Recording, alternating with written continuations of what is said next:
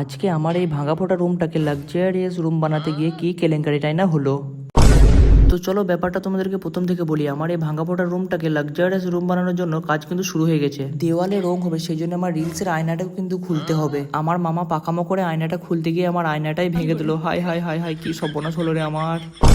তারপরে মিস্ত্রি কিন্তু ঝরম ঝরম করে ঝাড় দিয়ে দরম দরম করে রং মারতে লেগে গেল। দেওয়ালে রং করছে না মেয়েদের মতো মেকআপ করছে, আমি তো কিছু বুঝতেই পারছি না গাইস। যাই হোক, তারপরে আমাদের দেয়ালের মেকআপ করা শেষ হয়ে গেল। আমি আবার কায়দা করে মিস্ত্রির সাথে গিয়ে আবার দেয়ালটা ঘষতে লাগলাম। আর ঘষতে যে আমার কি যে অবস্থা হলো, আমার যা অবস্থা হয়েছে, বাইরে বেরোলেই পাড়ার মেয়েগুলো সব আমাকে দেখে ভয়েই পালাবে ভূত ভেবে। আমার রুমের জন্য ইলেকট্রিকের কিছু মাল লাগবে, তাই মিস্ত্রির কাছে স্লিপ নিয়ে চলে গেলাম একদম বাজারে। ইলেকট্রিকের মাল দেখতে দেখতে রাস্তা দিয়ে তাকিয়েই দেখি একটা দারুণ মাল, তাই বাইরে চলে গেলাম মাল দেখার জন্য। মানে একটা মেয়ে দেখতে পেলাম, তাই মেয়েটাকে দেখতে গেলাম। মেয়েটাকে আমি এত ডাকলাম, ছুটে ছুটে দিয়া দিয়া পিয়া পিয়া করে, তাও একবার তাকালো না। তাই আমি মন খারাপ করে আবার মাল নিয়ে চলে গেলাম। কি আর করা যাবে, কপালে নেই।